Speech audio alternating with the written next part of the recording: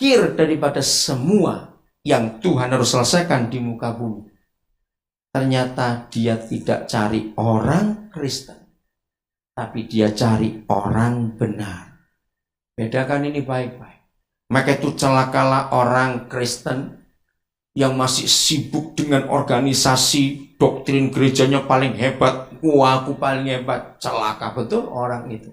Sebab pada akhirnya pun semua organisasi, denominasi gereja dan doktrin gereja nggak akan disebut sekalipun dalam penghakiman terakhir itu.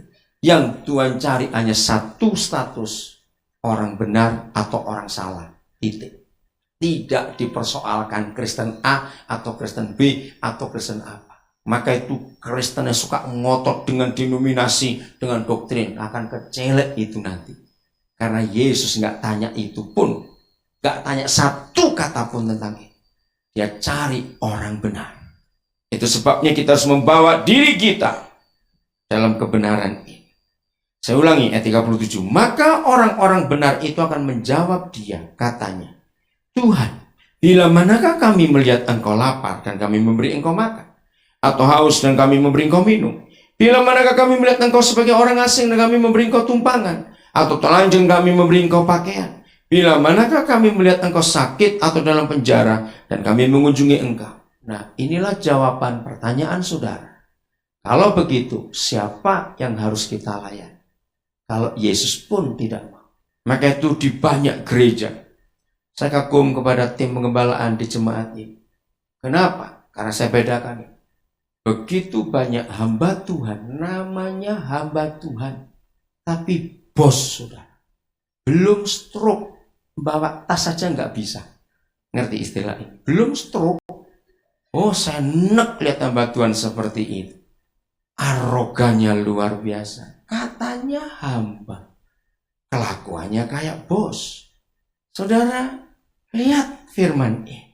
Karena hamba-hamba Tuhan itu mengambil alih dewa-dewa itu yang minta dihormati, minta disembah-sembah, minta dilayan. Seharusnya malu kita ini. Yesus saja nggak minta dilayan. Kenapa kita minta dilayan? Betul? Kita harus mengerti. Jadi siapa yang kita harus layani? Lihat ayat 40.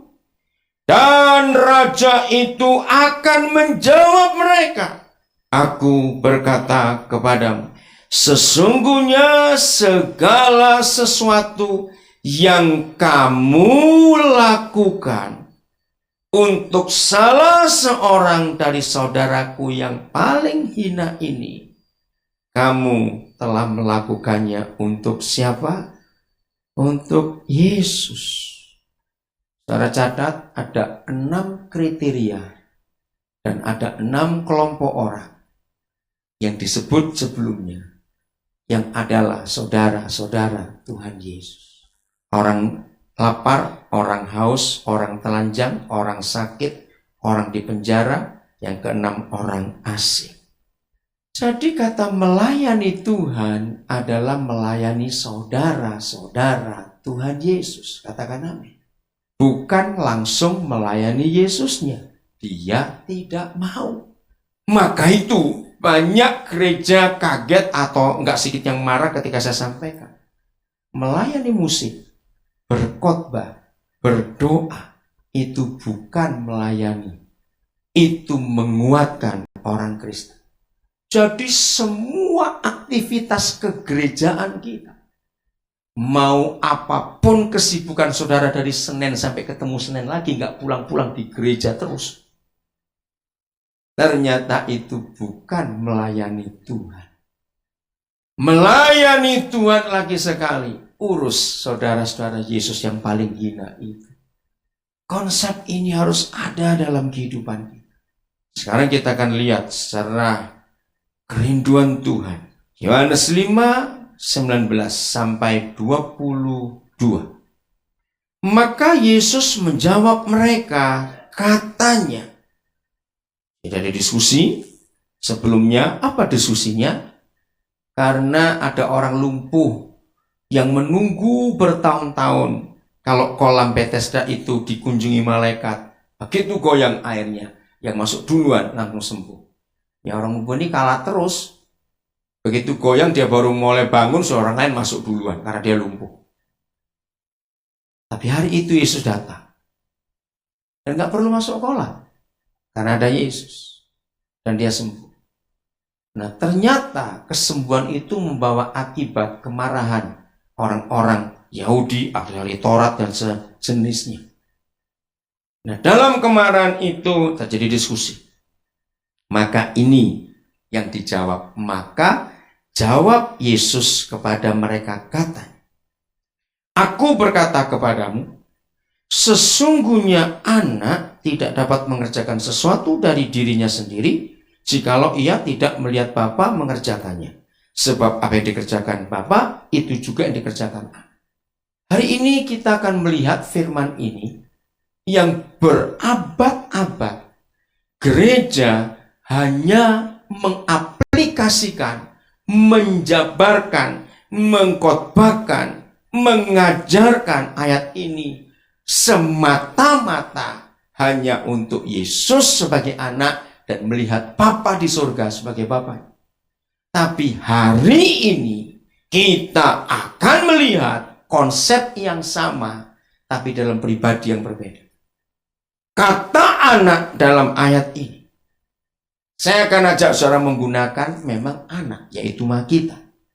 Bapa di sini kita akan ambil memang Bapa kita yang ada di dunia. Dan ini sebuah konsep yang luar biasa. Saudara, pernahkah kita menyadari bahwa perbedaan yang paling menyolok antara manusia dengan binatang terletak pada bagian ini? Binatang itu bukan makhluk peniru. Betul? Maka itu kalau saudara punya seekor kucing, dia begitu lahir induknya mati, saudara nggak punya kucing lain, cuma dia seekor. Bahkan dalam radius sekian kilometer dari rumah saudara, tetangga-tetangga nggak ada yang punya kucing. Tapi mereka punya babi banyak misalnya. Nah sejak kucing ini lahir sampai kucing ini dewasa, dia nggak pernah kumpul kucing, dia kumpul babi. Apakah dia tetap kucing atau jadi babi? Coba jawab. Kelakuannya, karakternya, cara makan, cara hidup, dia kucing atau babi? Walaupun seekor lawan ribuan babi. Coba jawab, nggak usah ragu-ragu. Masa? Nggak ketularan sedikit pun? Cara makan, cara hidup, ketularan nggak? Nggak akan. Ini cuma istilah saja. Ya supaya saudara nggak kaget. Tapi kalau ada satu anak pendeta kumpul 5 maling saja, nggak usah 5.000 maling kebanyakan. Dia jadi apa kira-kira? Ayo jawab. Dia jadi apa? Jadi maling. Ini menunjukkan bahwa binatang itu bukan makhluk peniru. Manusia ini peniru. Jadi apa saja yang kita kerjakan, pasti kita lihat Papa kita. Itu pasti. Ya atau tidak? Maka itu kalau sering kali ada orang datang konseling berkata, aduh anak kami yang nomor ini itu kayak siapa? Ya kayak kamu, kayak siapa lagi? Kamu kok nuduh orang lain? Loh betul enggak? Karena semua anak pasti kayak papanya. Tidak bisa manusia itu enggak menyontoh. Nah di sini kita melihat sudah. Anak, ya perhatikan, anak itu tidak pernah ngerti dan tidak pernah tahu apa itu salah, apa itu benar. Anak, di mata anak-anak, apa yang dilihat dari orang tuanya itu pasti benar. Pernah nggak kita merenungkan? Maka itu Alkitab begitu telitinya mengurus anak-anak. Karena begitu seorang anak lihat hal yang salah, pertama kali dia kejadian itu, maka sampai mati dia akan ingat bahwa itu yang benar. Padahal itu salah. Tapi dia tidak tahu. Jadi apa saja yang Yesus buat, ternyata dia melihat papanya mengerjakan.